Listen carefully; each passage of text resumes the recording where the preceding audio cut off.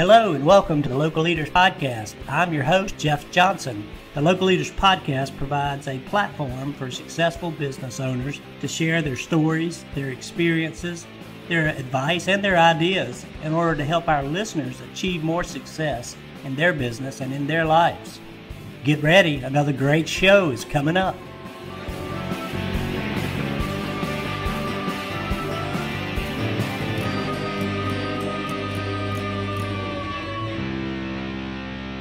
Good afternoon, everyone. It's Jeff Johnson with the Local Leaders Podcast, and we are thrilled today to be here. We've got EP Pelekonis with us today of Bareburger. He's up in the big city of New York right now, and this is a 45-plus location business, and we're just excited to have you here, and thanks for being on the show today, EP. Thanks for having me, Jeff. Yes. So, hey, how do you want me to start off? Do you want me to tell you the humble beginnings of Bareburger and how it all started? Yes, sir. We'd love to hear the story of Bareburger and kind of where it came from, how it started, and how you got to where you are today. So, back in, I'm 44 years old, so I'm not a young fella anymore, but I have some gray hairs in my beard, so I've learned quite a bit. But back in 2000, the year, maybe 1999, probably, over 22 years ago, which puts me at the age of like 22. I was a teacher, and I always had this desire to open, a cafe, a bar, a nightlife sort of a setting, being that I've always thought of myself as a social, extremely social person, a hospitable person. Hospitality runs deep in not only in the South, but runs deep in the Greek culture and the Mediterranean culture. Part of everything how we grew up, it was always about hospitality. My mother always tells me when I was a kid, anyone that would come to the door, the first thing I would say to them is, "Can I get you a coffee?" That was the first things that would come out of my mouth. So I always had a sense that I would be in the food business and the hospitality business at some point or another. So in 1999, 2000, had this idea to open up a live music venue / small cafe in Brooklyn with one of my best friends, John Simeonidis. So we found this really cool spot in Brooklyn, opened up live music venue. It was called Sputnik. It had sort of like a cosmonaut, retro, Russian sort of feel to it. It was in such an interesting part of New York City. If you want to talk about like the real melting pot of New York, this location had one of the biggest Hasidic communities behind us. It had one of the biggest art schools on the East Coast, Pratt Institute. It was in the heart of Brooklyn, so it was extremely, extremely diverse. And, we opened it up, and then, unfortunately and tragically, 2 months before it opened, 9/11 hits, when it finally opens in 2001. And it's and then we were in the bar business back then. The mayor of New York, Mayor Bloomberg also passes a smoking ban. This is a time when a lot of people were still smoking cigarettes.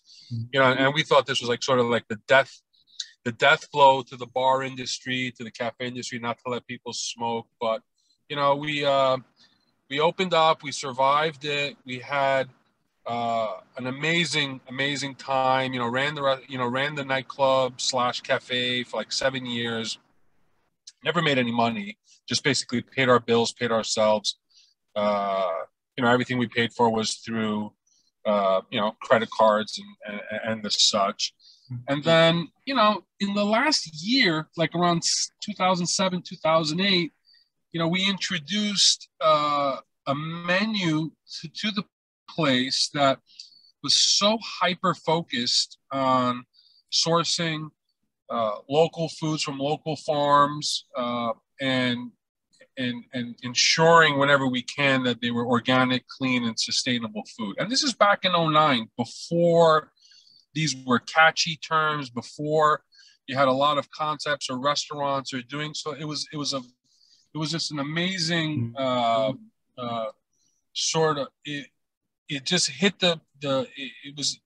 it was a concept, it was an idea that hit the right place, the right time. And, it was interesting. People started coming to the bar, not for the drinks, not for the music, but, for the burgers and the food.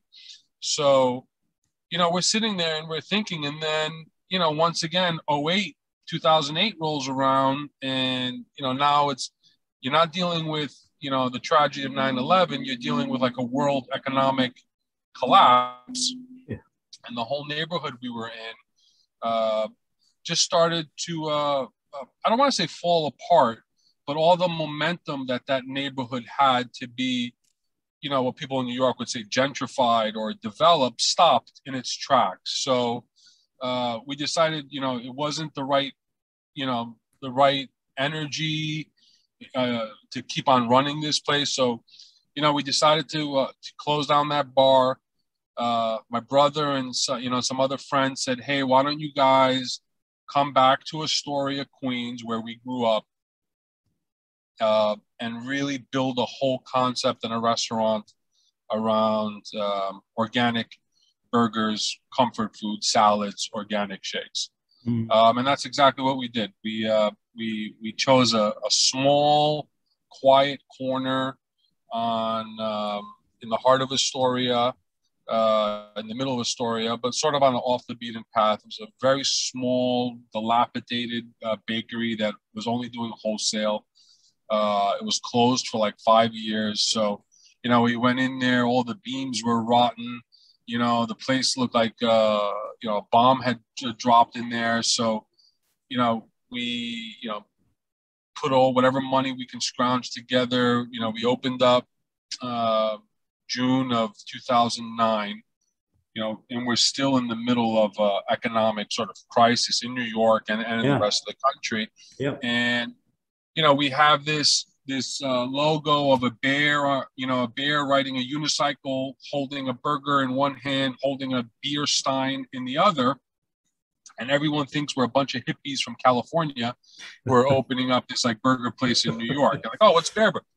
And then, we opened up this place. I was one of the original cooks in the kitchen. And, and I remember, looking through the window on, the grand opening, and there's like 100 people waiting outside, to come check this place out, because it was just such an interest in, what's organic beef, what's ostrich, what's elk, what's bison, because that was, prominent on our menu at the time. Mm-hmm. So, we opened up, and it was just like gangbusters. We were literally like the envy, of the town, like, busy 7 days a week, jam-packed at the, bursting at the seams 7 days a week. And then, it's sort of, you get that sense that you sort of struck lightning in a bottle. So you have to capitalize on this opportunity. And, we all sat around one day, all the partners, and said, "Hey, we have something here. There's something good here. We're in the middle of a economic pandemic, and people are still paying premium dollars back in 09, 08, $12, $11 for a burger without fries, which is sort of unheard of. But people are still coming out." So, we started putting all the work in to dot all the I's, cross all the T's on the concept, on the branding. Decided at that time, best way to expand the brand, and the idea was to franchise the brand.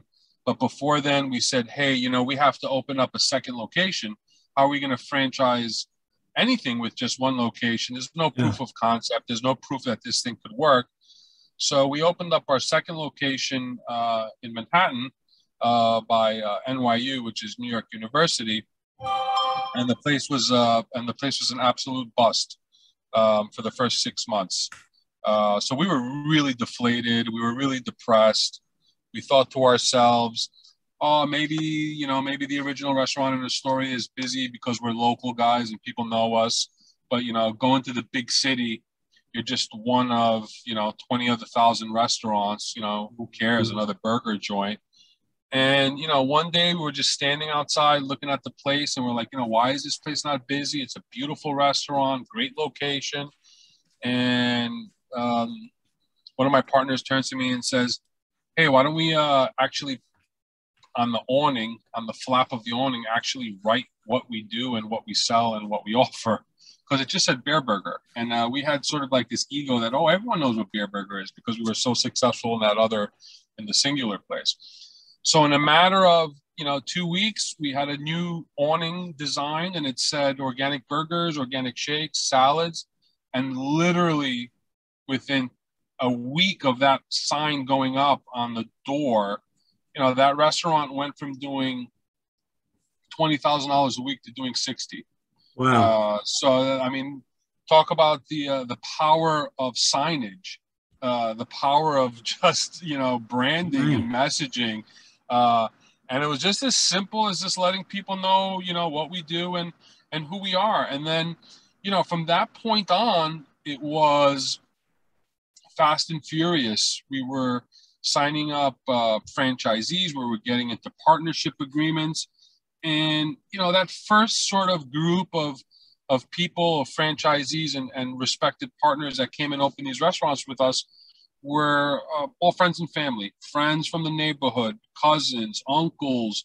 And that's just the way we set it up. That was our inner circle. That was the people that we knew. And then, fast forward a few years later in 2012, 2013, we started getting more interest from outside business people that weren't in our circle. So we would get restaurateurs and restaurant folks that started opening up these restaurants, and we started opening more restaurants. And then we had the great luxury and luck and benefit of having international restaurateurs come to us and say, hey, I want to open up a restaurant in Tokyo and in Germany and in Canada and in Dubai and Abu Dhabi. So it was almost like that time where this was a segment in our industry when the better burger for you was all the rage. This is when the Five Guys of the world were really ramping up. This is when Shake Shack sort of hit the scene and everyone was willing to pay a premium for a better burger. This is like when the burger almost had like its heyday. Almost I mean, the burger's been around for 100 plus years, but this was almost like a renaissance of people wanting to pay more money for a premium burger and a premium meal. So then we started opening these restaurants internationally, like I said, in Toronto, in Dubai, Abu Dhabi, Tokyo, opened up in California. And, it seemed like everything was great. Everything was kicking into sort of high gear. The restaurants were doing well. The branding was well. And then, and then something happened. And then it was, it was a combination of things that happened, to our brand at the time. And it was opening too fast, opening restaurants in areas without a strategic plan. It was all opportunistic. We saw it as we were lucky to have the opportunity to open up these restaurants in this area, but maybe didn't do all our homework and our research in how to set up not only our support from our end of what we can do for marketing for that brand in another city. I mean, it's hard enough to run a restaurant in your own city, in your own neighborhood, managing it remotely or managing a brand, 6,000 miles away or 2,000 miles away. It's a whole other, that's a whole other game. And we went in there with sort of this arrogance of, hey, we're Bareburger, everything we open, turns to gold. Yeah, it's been awesome. These restaurants are just like churning burgers and fries out the door. And then you realize all the nuances of doing business outside of your comfort zone. And if you don't have the right money and capital, infrastructure, people, experience, and real strategic plan, and then to pair that with picking the right partners and franchisees to open these restaurants in those other areas. If you don't check you need to check all those boxes.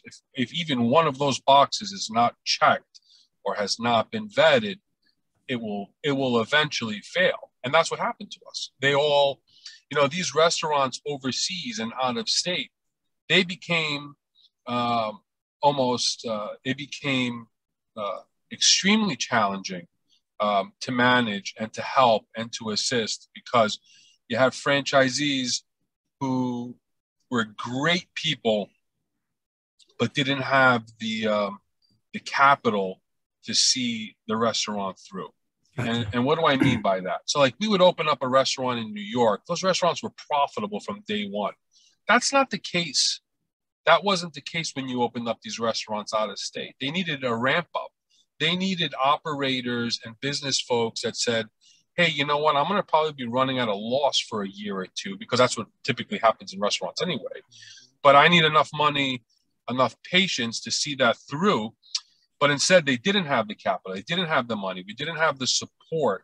So what happened? So the frustration starts. The cutting of the corners starts to begin, which is, I'm not putting enough people to work in the restaurant. The service starts to suffer. I'm not going to buy the exact product that you have me spec. So the quality of the food starts to diminish. I don't have enough money to do a proper local marketing campaign. And, this is, I start to see it, coming on. And then, and then something else sort of happened to us, which, I don't really, discuss much in public, but I've also learned it's almost cathartic to get this stuff off. We had one of our original partners. We got into a big legal dispute with them over, ownership and rights. And, we got into a massive legal battle that lasted for like 2-3 years, distracted us, spent a lot of our time and our energy and our money, dealing with that. And then, you come out of that and you think to yourself, you open up a restaurant, you open up your business, the last thing you're thinking about is, what does my legal structure look like? What does my operating agreement look like? People don't think about that stuff when they're when they're looking to open up that's like an afterthought.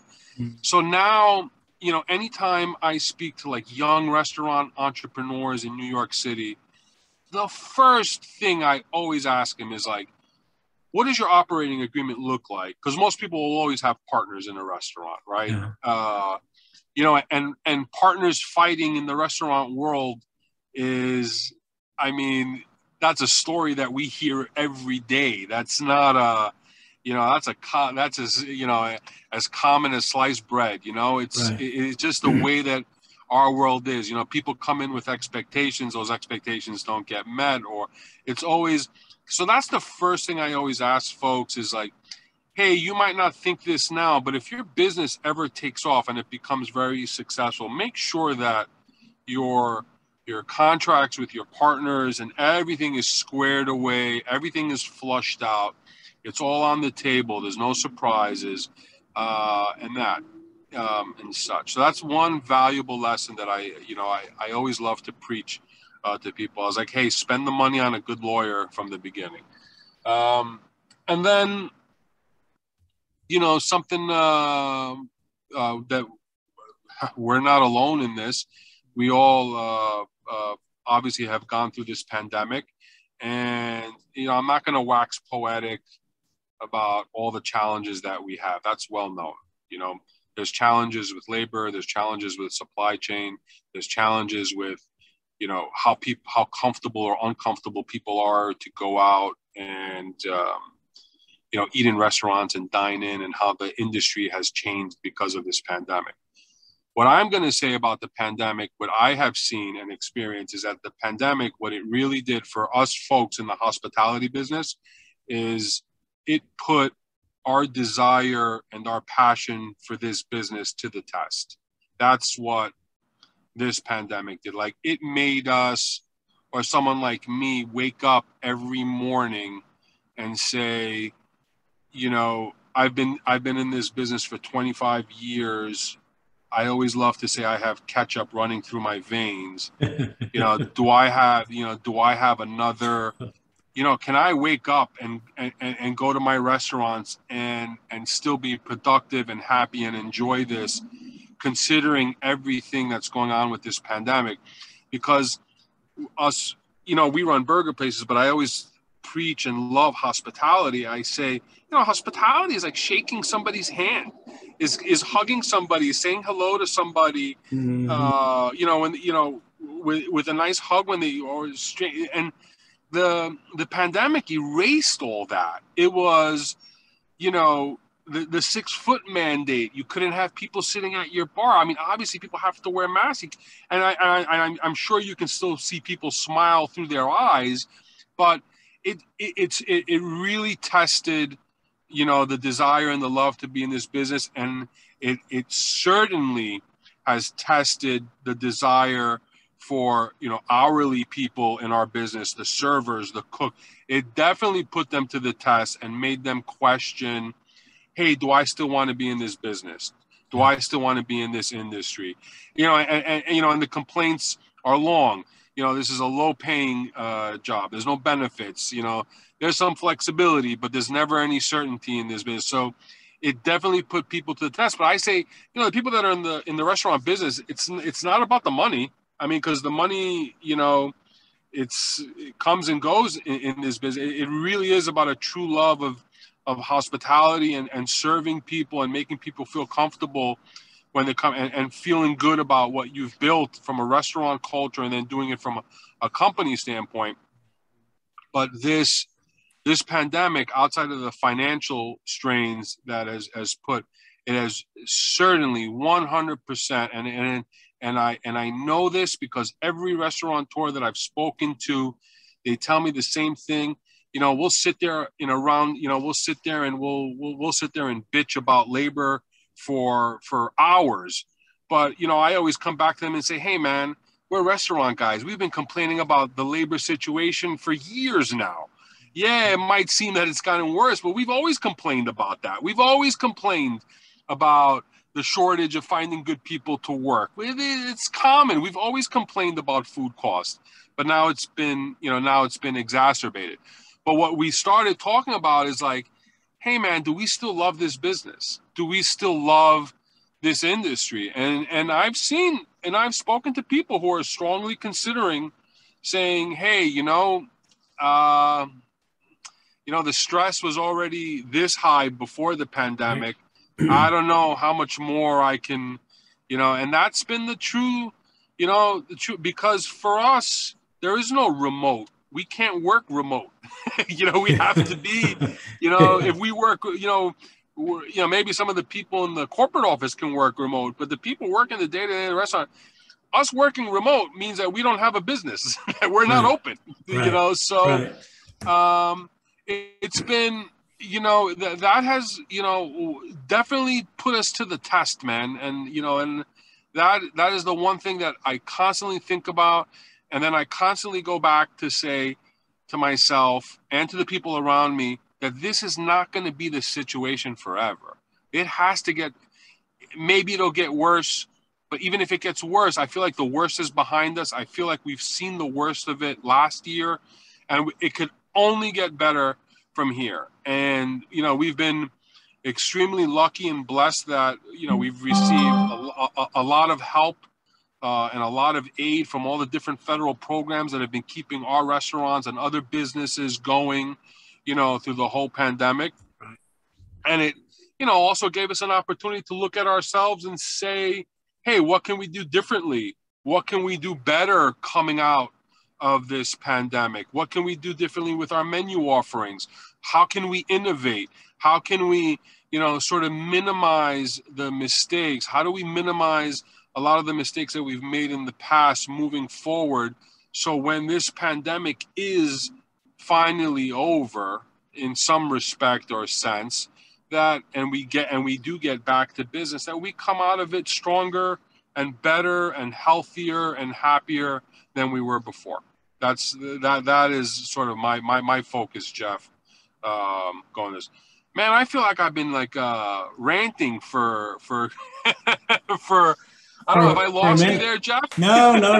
I am here and I am soaking it in. If you see me turn my head, I'm writing notes. I'm trying to capture some of your comments and things for for later use. But I think in telling the story of Bareburger and where he came from, really actually produces quite a lot of lessons learned during that process, and you guys kind of went through multiple economic periods of time, some good, some bad, and catastrophes and disasters and pandemics, and in all that, you find a way around it, or you find a way through it, and you all are a testament to having done that. And I'm sure that the lessons that you've learned going through it, coupled with the push now to innovate, to come out better on the other end, is going to do nothing but prove to be more successful. So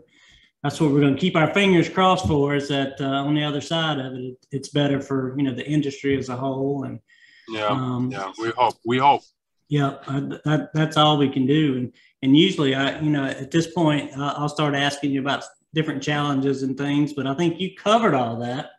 Of all the things that you guys have faced, and one of the things you mentioned was operating agreements, and I agree with you wholeheartedly there. I've actually created a few operating agreements for other people, and I'm not a lawyer, so I'm an inexpensive, somewhat knowledgeable operating agreement guy.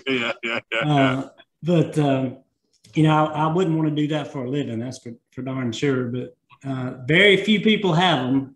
A lot of business owners, when there's more than one person, they don't even necessarily know what it is, and you got to know that, and you got to get your ducks in a row and make sure that you have clear understanding of who's put what in, what your roles are and responsibilities, and make sure that everything, like you said, all your I's are dotted and T's are crossed. So but Jeff, to be fair to people, that's the last thing on their mind when they're going to open a business. It's just because it was the last thing on our mind. Ours was like, here's a 5-page agreement, just sign it. Who cares about the details and the minutia of it? Like, let's just get this business open. But and that's great when everything is going great. But once you start hitting little bumps in the road, and things start to turn maybe a little bit to the wrong side of the road, that's when that operating agreement comes out, and that's when people start nitpicking it and saying, "Wow, you didn't have the authority." It's messy, man. And I'm telling people, like, we went from having a restaurant that did $3 million a year to doing close to $90 million in system-wide sales. And even during the pandemic, we'll get back to 90 by next year as we come out of this. So, it was a very small business that's become a pretty big business. Mm-hmm. And, I never thought it would get that. I never thought it would have the success that it's had. Maybe a lot of other people looking at it and saying, "Oh yeah, we could saw that this was."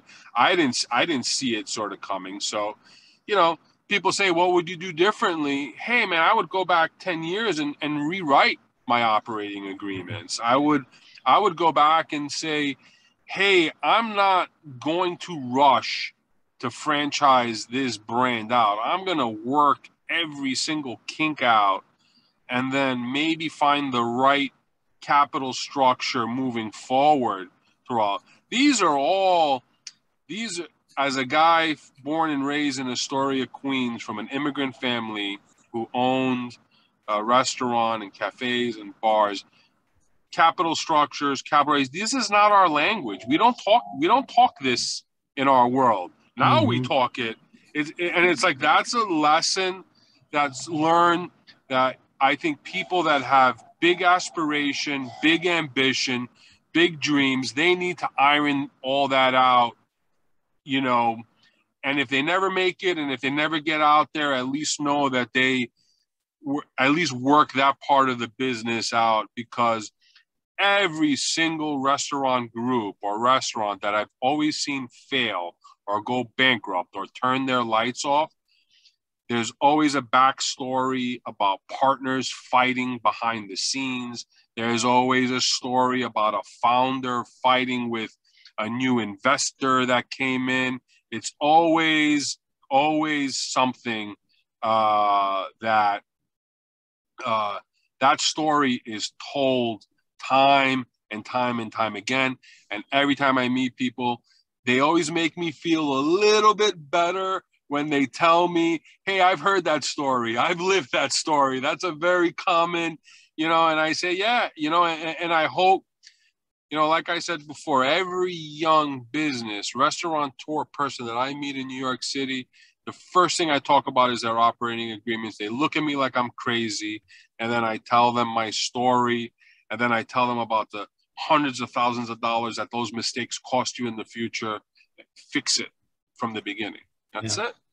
Yeah. Well, I think that's excellent advice for sure. And I'm sure all our listeners appreciate it and can feel the pain that you guys had to go through. And resilience, Jeff, but you yes. need resilient. You need to be resilient. I mean, that's it. It's like people say, what I say, hey man, there's nothing perfect, absolutely nothing perfect about any business or our business, but it's the people that last. It's the resilience. And I look at some of the iconic brands, restaurant brands that are out there now. And I always talk about Chipotle because I love the branding. I love what they do. Their business model is phenomenal. They're one of the most valuable restaurant companies in the world outside of the McDonald's and the Burger Kings.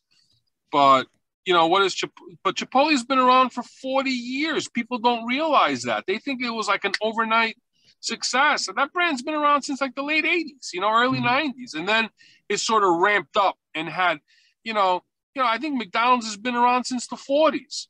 There's these brands aren't born overnight. The Chick-fil-A's of the world, that is probably one of the best franchise restaurants, the highest, average unit volumes in the whole industry. That restaurant concept's been around for almost 70 years. It's a long time to like really, master your craft, master your brand, figure out your footing and get out there. So it's resilience, it's patience, it's all valuable lessons, learned along the way. And, something else that I feel that COVID has definitely taught me personally and our company is gratitude. Be kind to people. This is a very, very hard time for, everyone around us. I know a lot of people come on and say, well, there's some people in the world that became extremely wealthy because of this pandemic, whether you're in the tech industry. I don't care about that stuff. I look at the sort of like the local pain that I see on the main street and that I see from, family and friends. And I came out of this saying, I need to start being kinder to people. I need to start, almost like start living life with a lot more gratitude for what we have, what we've accomplished, not to dwell on it, not to rest on our laurels, but to have that gratitude, to also look at people and not have bad thoughts about them, not speak badly about people, and just think that everyone, regardless of what you think, has had a really, really tough go at this in the last year and a half. So keep smiling behind the masks, with the masks on, without the masks on, and just, keep grinding it out, Jeff. Well, it sounds like you've gone through some healthy personal growth throughout your journey. And that's all we can ask for out of our lives is, you are what you are when you get started, but we can all be better people. We can all be better to each other, and we can all be more understanding. And It's difficult when you've got the business and the stress of the business and the financial stress that gets on you. And I'm talking to our listeners, as well as myself. You know, you get stressed out, and maybe you're a little short here, or a little more angry about this situation or that. But just keep in mind, we're all people. We're all here to make a living and to have a happy, healthy, and productive life. So that was awesome, EP. I appreciate you sharing that. And I didn't have to prompt you at all or ask you very many questions, and you pretty much covered it. You pretty much, you pretty much covered it. I made your life easy, Jeff. I made your life easy. Yes, you did. If you ever need to take a vacation and you need someone to be a host, give me a call. Hey, you might have the same problem I do. I get started. I have a hard time not talking sometimes. So I just go and go. But no, that was fantastic. I'm gonna go back and listen, and I'm gonna pull those nuggets out and try to do a little summary. And I think you could go on you could go on your next career. You can start doing big presentations and motivational speaking and all that kind of stuff. I'd love to, man. Yeah, I've been thinking. My wife has always been telling me, "He's like, oh, what are you gonna do when you leave the industry?" I was like, first of all, I don't even know what else I'm good at, so I'm not even sure. Right. And she's like, you used to be a teacher. You love talking in front of people. And then I told her, I was like, I actually have a phobia of like speaking in front of people. And she's like, you would never know. And I was like, I can't even tell you how nervous I am before. I was like, but once I start talking, it's like, you can't shut me up. Well, we appreciate it. I know all our audience here with the Local Leaders Podcast appreciates you sharing your story and the challenges and that you ran across, and the advice that you've given here today. I think was excellent, and I want to be respectful of your time. So, thanks, any final parting words? Hey, stay safe out there. Grind it out. Try to find something that you truly, truly love to do.